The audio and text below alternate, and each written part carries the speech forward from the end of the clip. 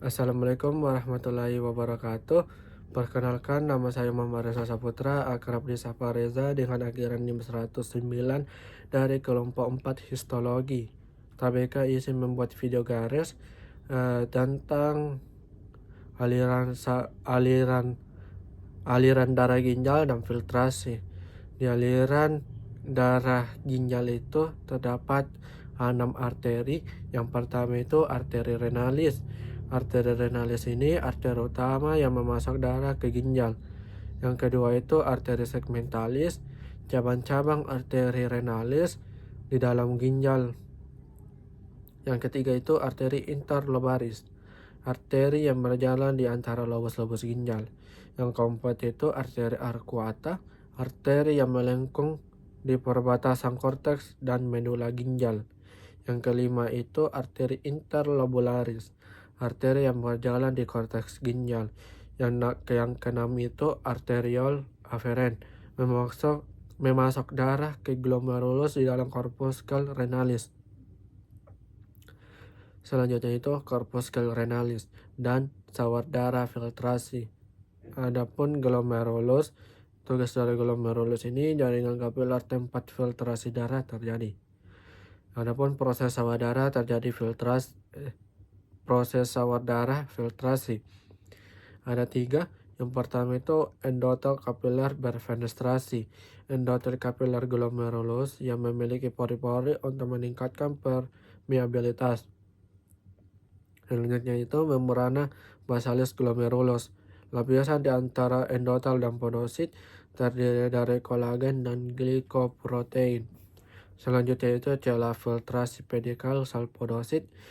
Celah-celah di antara pedikal dan sel podosit yang berfungsi sebagai filter akhir. Adapun ruangan pada kapsula Bowman. Ruangan ini tempat terjadi filtrasi urin primer dikumpulkan. Adapun tubulus-tubulus ginjal serta epitelnya.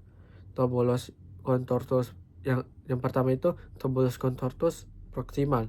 Terdapat epitel sel kuboid dengan mikrofili yang padat untuk meningkatkan luas permukaan reabsorpsi, dan fungsinya itu reabsorpsi sebagian besar zat terlarut, yang dimana zat terlarut itu glukosa, asam amino, dan ion. Selanjutnya itu tubulus lurus proximal. Terdapat epitel sel kuboid dengan mikrofili yang fungsinya itu melakukan proses reabsorpsi dari tubulus contortus proximal.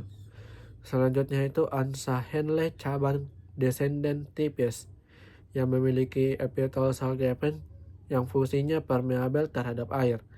Selanjutnya itu ansa Henle cabang ascendent tipis yang terdapat epitel sel gepeng dan memiliki fungsi permeabel terhadap ion. Tubulus lurus distal. Terdapat epitel sel kuboid yang memiliki fungsi reabsorpsi ion dan sekresi. Selanjutnya itu makula densa.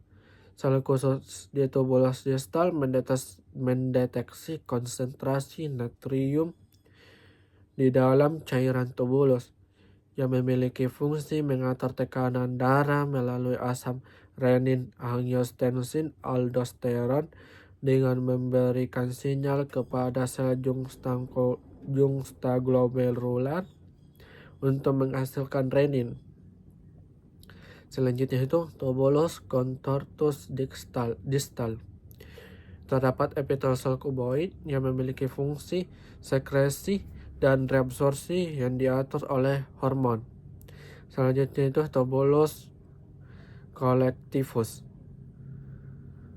Memiliki epitel sel kuboid hingga kolumner yang berfungsi sebagai pengumpulan urin dan reabsorpsi air yang dipengaruhi oleh hormon ADH. Selanjutnya itu ductus collectivus atau ductus colligentes. Terdapat epitel sel kolumnar yang memiliki fungsi pengumpulan urin akhir. Adapun saluran pengumpulan urin dan epitelnya. Yang pertama itu calyx minor.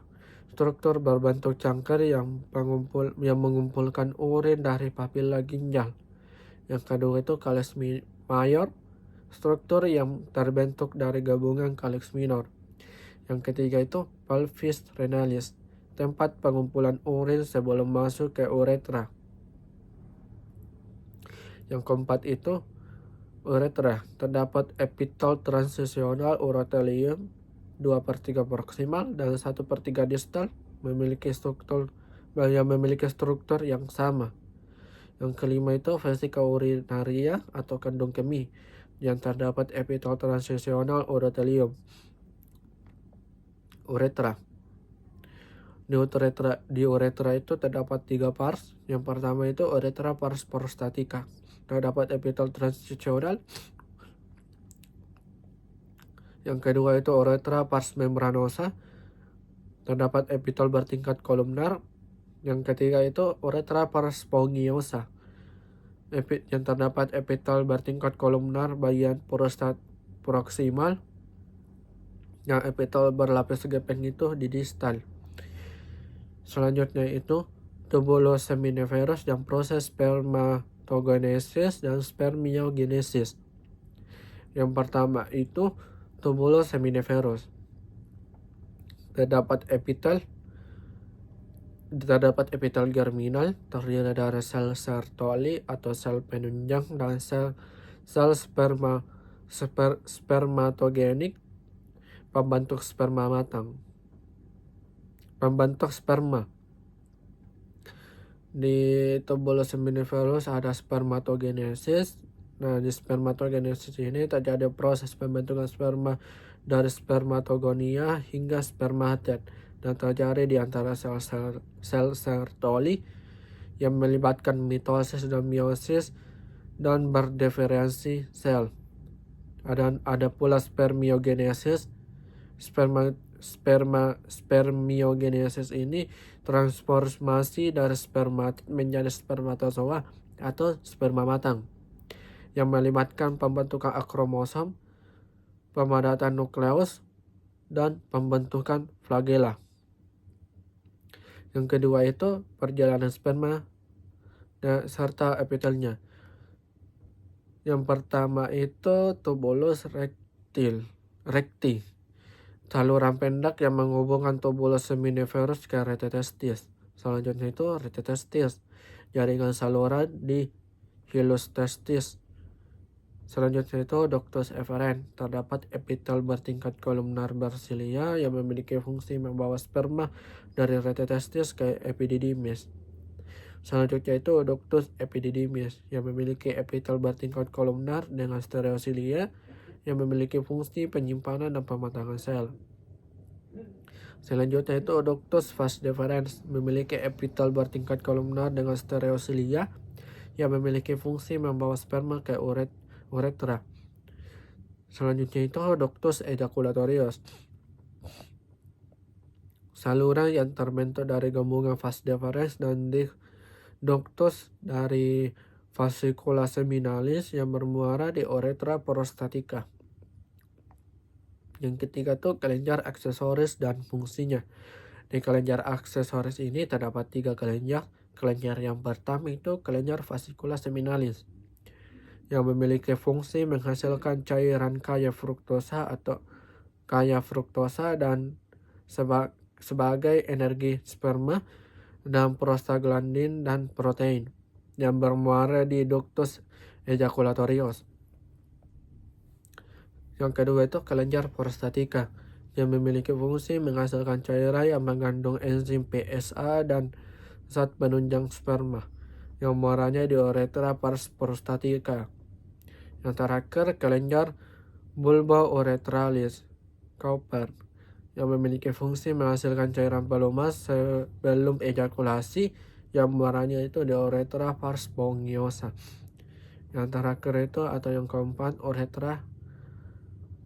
di uretra itu terdapat 3 pars. Yang pertama itu uretra pars prostatica, terdapat epitel transisional. Yang kedua itu uretra pars membranosa, terdapat epitel bertingkat kolumnar. Yang ketiga itu uretra pars spongiosa, terdapat epitel bertingkat kolumnar bagian distal dan epitel berlapis gepeng di bagian distal. Terima kasih Kak atas perhatiannya. Apabila ada kesalahan dan kekurangan mohon dimaafkan. Assalamualaikum warahmatullahi wabarakatuh.